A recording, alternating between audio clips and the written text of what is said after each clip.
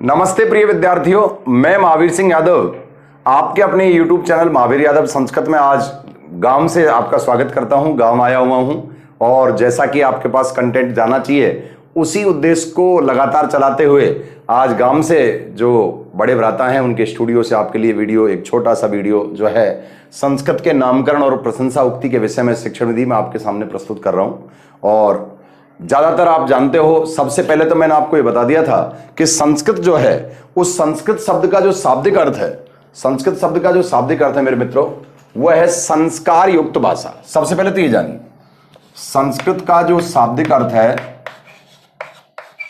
वह है संस्कार युक्त भाषा।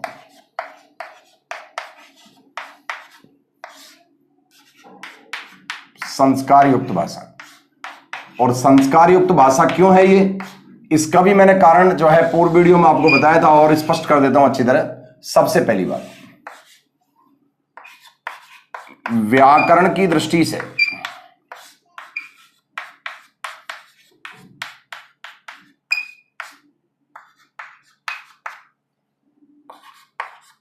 सूत्र वार्तिक भाष्य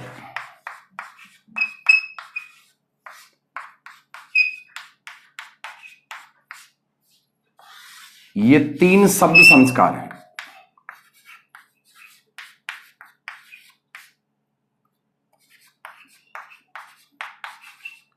तीन शब्द संस्कार हैं और साहित्य की दृष्टि से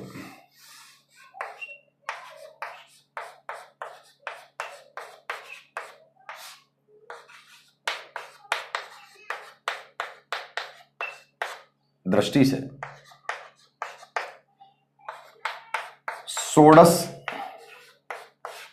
कोष्टक में 16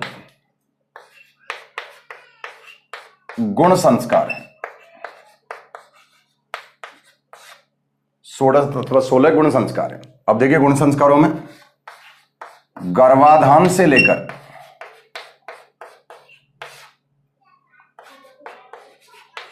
अंत्येष्टि तक,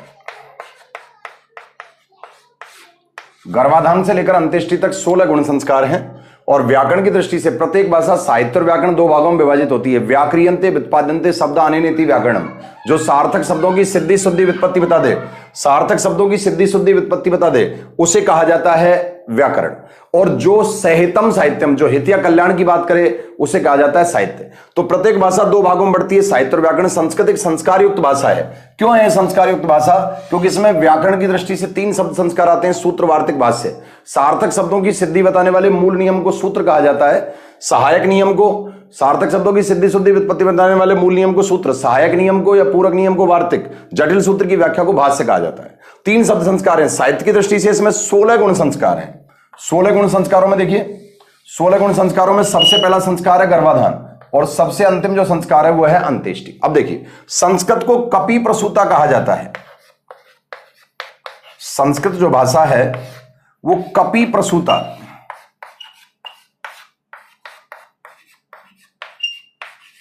कपि प्रसूता भाषा कहलाती है। क्यों कहलाती है, जरा देखिए। पवन पुत्र हनुमान द्वारा नामकरण। पवन पुत्र हनुमान द्वारा इसका नामकरण हुआ।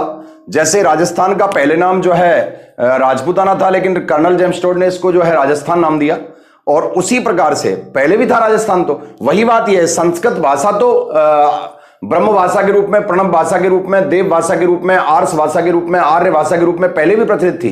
लेकिन संस्कृत का जो नामकरण हुआ है, संस्कृत शब्द जो संस्कृत के लिए काम में लिया है, वो पवन पुत्र हनुमान ने लिया है, ऐसा माना जाता है। वाल्मीकि रामायण के अनुसार जब हनुमान सीता की खोज करने जो है लंका में गए और लंका में अशोक वाटिका में जब वो एक वृक्ष के ऊपर जो है बैठे थे और सीता नीचे जो है विरह व्यथा से पीड़ित अपनी दशा का वर्णन कर रही थी, तो हनुमान को बड़ा जो है दुख हुआ और हनुमान ने सोचा कि मैं अगर अब इसके सामने जाऊंगा, सीता के सामने, सीता माता के सामने जाऊंगा, तो ये जो सीता माता है अगर मैं इससे संस्कृत में वार्तालाप करूंगा तो ये मुझे रावण समझेगी, क्योंकि रावण उस समय संस्कृत का प्रकांड विद्वान था और इसलिए ये मुझे जो है रावण समझेगी। तो संस्कृत के लिए जो सबसे पहला नाम दिया संस्कृत वो हनुमान ने दिया और हनुमान द्वारा इसका नामकरण हुआ है। इसलिए मेरे मित्रों इसको कपि प्रसूता भी कहा जाता है। हनुमान द्वारा जिसका नामकरण हुआ है, कपि कहते हैं बंदर को, प्रसूता का मतलब जन्म लेने वाली, बंदर के द्वारा जिसका नामकरण किया गया है वही कपि प्रसूता अर्थात संस्कृत भाषा है। तो आप दोनों चीज समझ गए। संस्कृत संस्कार युक्त भाषा क्यों है? क्योंकि व्याकरण की दृष्टि से जो है और साहित्य की दृष्टि से, व्याकरण की दृष्टि से इसमें सूत्र, वार्तिक और भाष्य हैं और साहित्य की दृष्टि से इसमें 16 गुण संस्कार है। तो देखिए कपि प्रसूता क्यों है? क्योंकि पवन पुत्र हनुमान ने इसका जो है नामकरण किया है। अब जरा देखिए संस्कृत के बारे में प्रशंसा उक्ति भी है, जरा देखिए आप इसका स्क्रीनशॉट भी ले सकते हो, जरा देखिए। अब यहां मैं आपको बताऊं संस्कृत के बारे में जो प्रशंसा उक्ति है, सबसे इंपॉर्टेंट बात देखिए। वैसे तो सभी भाषाएं प्रमुख होती हैं, भाषा भाव और विचारों को व्यक्त करती है। दंडी ने कहा है भाष्यते अन्यायति भाषा, जो विचार और भावों को प्रकट करते वही भाषा है। अब देखिए संस्कृत के बारे में प्रशंसा उक्ति क्या है।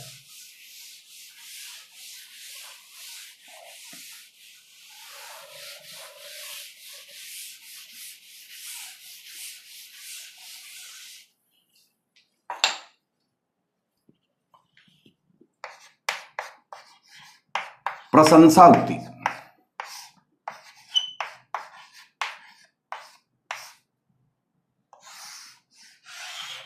उक्ति का मतलब कथन से है। बच धातु में कितने प्रत्यय जोड़ने पर उक्ति बनता है? का सा सभा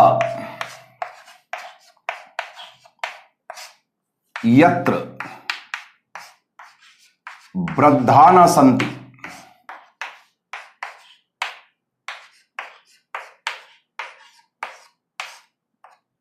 कासा सभा यत्र वृद्धा न सन्ति, कासा भाषा वर्गः यत्र भारती नास्ति। देखिए कासा सभा यत्र वृद्धा न सन्ति, कासा भाषा वर्ग यत्र भारती नास्ति, भारती संस्कृत को ही कहा जाता है। अब इसका भावार्थ देखिए,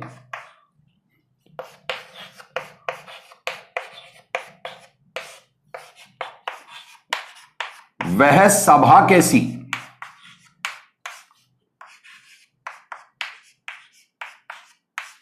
जहां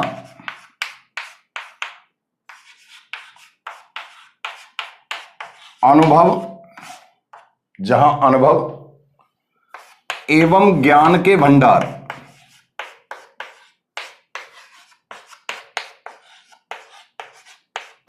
अनुभव एवं ज्ञान के भंडार वृद्धजन स्थित न हो,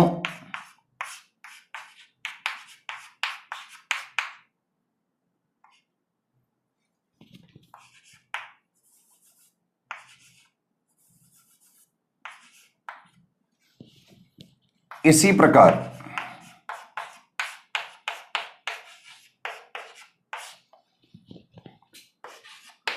वह भाषा वर्ग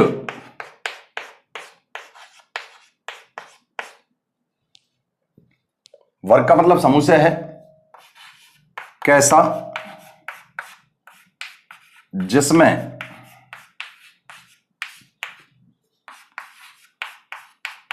भाषाणाम जननी भारती कोष्टक में संस्कृत भाषा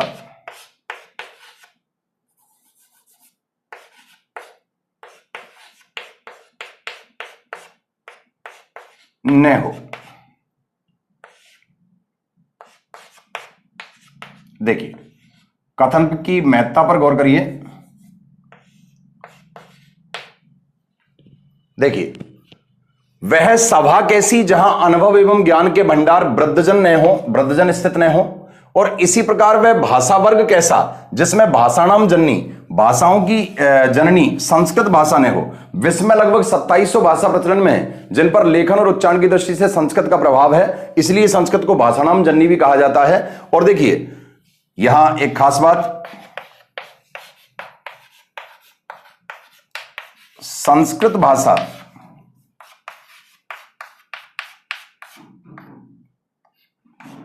भारोपीय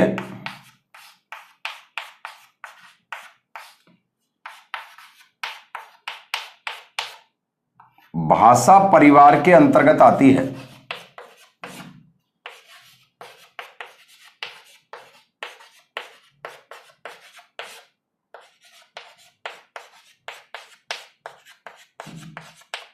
देखिए एक खास बात आपको बता दी, संस्कृत भाषा की लेखन लिपि देवनागरी है और टंकण अथवा जो है प्रिंटिंग की या छपाई की लिपि जो है वो श्री लिपि है। लेकिन संस्कृत भाषा का अगर भाषा वर्ग पूछा जाए आपसे तो संस्कृत भाषा भारोपीय परिवार की, भारोपीय जो भाषा परिवार है उसके अंतर्गत आने वाली भाषा है। तो अब मैं बता रहा था कि अभिवादनशील से नित्य प्रद्युपसेविन चत्वारि तस्य वर्धन्ते आयु विद्या यशोबलम। जो व्यक्ति अभिवादन कला में निपुण है और नित्य वृद्धजनों की सेवा करता है उसके जीवन में आयु विद्या यश और बल की वृद्धि हो जाती है। और जो विनम्रता के गुण को धारण करता है वो आगे जाता है। विद्या ददाति विनयम, विद्या से विनम्रता, विनम्रता से पात्रता, पात्रता से योग्यता, योग्यता से पद, पद से प्रतिष्ठा, प्रतिष्ठा से धन, धन से सांसारिक धर्मों की पूर्ति और सांसारिक धर्मों की पूर्ति हो जाने पर सुख की प्राप्ति होती है। यह नियम है संस्कृत का। तो विद्या ददाति विनयम, तो जो वृद्धजन है वो अनुभव और ज्ञान के भंडार होते हैं। अगर हम कोई सभा कर रहे हैं, कोई मीटिंग कर रहे हैं, उसमें अगर कोई वृद्धजन स्थित नहीं है तो वो सभा बेकार है। एक बार एक दंत कथा है कि एक बार जो है एक गांव के लोगों ने शिष्टाचार की परीक्षा के लिए कहा कि हम हमारी बेटी का विवाह तब करेंगे आपके पुत्र से जब बारात में कोई भी बुजुर्ग नहीं आएगा। वो देखना चाहते थे कि ये बुजुर्गों का सम्मान करते हैं या नहीं करते हैं। और जब वो बिना सारे युवक जो है बुजुर्ग के बिना जब जा रहे थे तो उनके एक नाना ने कहा कि भाई हम मुझे ले चलो, हो सकता है मेरी कोई जरूरत पड़े और मुझे बक्से में बंद कर देना। तो एक बॉक्स में उसे बंद कर दिया उनके नाना को जो वृद्ध था। और जाकर के जैसी जो है पाणी ग्रहण संस्कार की स्थिति बनी तो वहां उन्होंने कहा कि भाई हम तब विवाह करेंगे जब आप में से कोई मिट्टी की रस्सी बना देगा। तो मिट्टी की रस्सी बना देगा तो सारे के सारे जो है युवा अनुभवहीन थे। उन्होंने कहा मिट्टी की रस्सी कैसे बनेगी? अब सारे टेंशन में कि भाई जब तक मिट्टी की रस्सी नहीं बनेगी तब तक हम जो है विवाह नहीं करेंगे।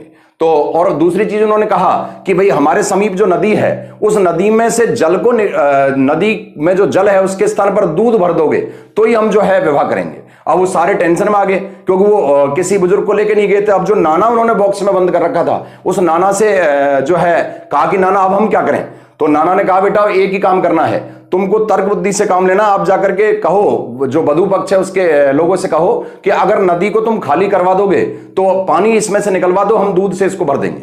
दूसरी बात, अगर तुम मिट्टी के रेसे हमें तैयार करके दे दोगे तो हम मिट्टी की रस्सी भी बना देंगे। तो तर्क से तर्क की बात रह गई, ना तो नदी खाली हो सकती थी और ना ही मिट्टी के रेसे बन सकते थे। फिर जो है वो मौन हो गए। उन्होंने कहा कि ये बात जो अनुभव की बात है ये 100% तुमने नहीं कही, किसी बुजुर्ग ने तुम्हें कहा है। तब उन्होंने कहा हाँ हमारे नाना जी हमारे साथ आए थे। तो इससे यह सिद्ध हुआ कि बुजुर्ग जो हैं उनका हमें सम्मान करना चाहिए। बुजुर्ग जो हैं वो अनुभव के भंडार होते हैं, ज्ञान के भंडार होते हैं। उनके समीप रह करके हम बहुत सारी जो है गलतियों से बच सकते हैं, बहुत सारा ज्ञान हमें प्राप्त हो सकता है। तो वो सभा कैसी जिसमें वृद्धजन न हो और वो भाषाओं का समूह कैसा जिसमें भारतीय अर्थात संस्कृत न हो, क्योंकि भाषाओं की जननी जो है वो भारतीय अर्थात संस्कृत भाषा है।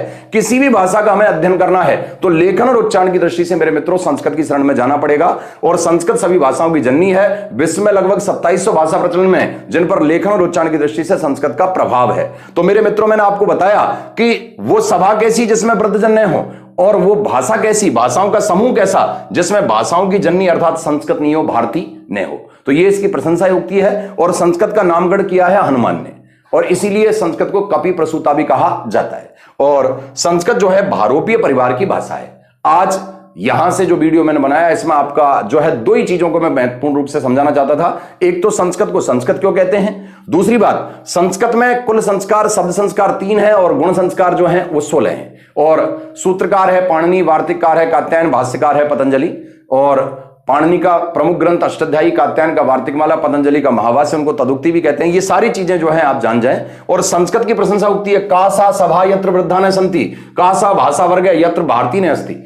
तो वह सभा कैसी जिसमें वृद्धजन न हो और वो भाषा कैसी जिसमें भारतीय अर्थात संस्कृत न हो। तो एक छोटा सा वीडियो जो है यहां से मैंने आपके सामने प्रस्तुत किया है, सभी के लिए ये जो है इंपॉर्टेंट बने और आप ये दोनों चीज समझ जाएं। संस्कृत की लेखन लिपि देवनागरी है, संस्कृत की टंकण लिपि जो है, संस्कृत की जो छपाई की लिपि है वो श्री लिपि है। ये याद रखिए, लिपि क्या है, किसी भी भाषा में लेखन का जो सलीका या ढंग है वही लिपि है। और आदि मानव ने सबसे पहले जिस लिपि का प्रयोग किया था उसको चित्राक्षरी लिपि या सैंधव लिपि के नाम से जाना जाता है।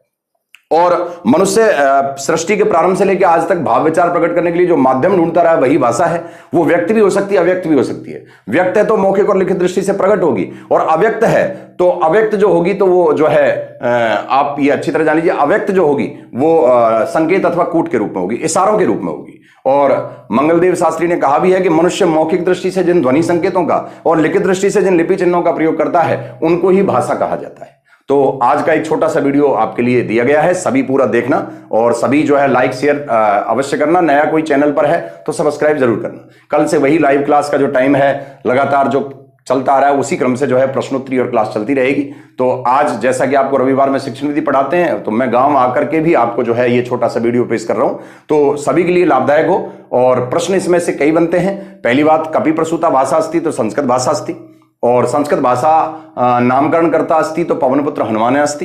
प्रश्न एक ये भी बनता है कि जो संस्कृत भाषा है, संस्कृत शब्द से शाब्दिक अर्थ है अस्ति तो संस्कार युक्त भाषा अस्ति। तो ये आपका जो है वीडियो आपके सामने आया। सभी को मेरी ओर से नमस्ते, जय श्री कृष्णा, धन्यवाद।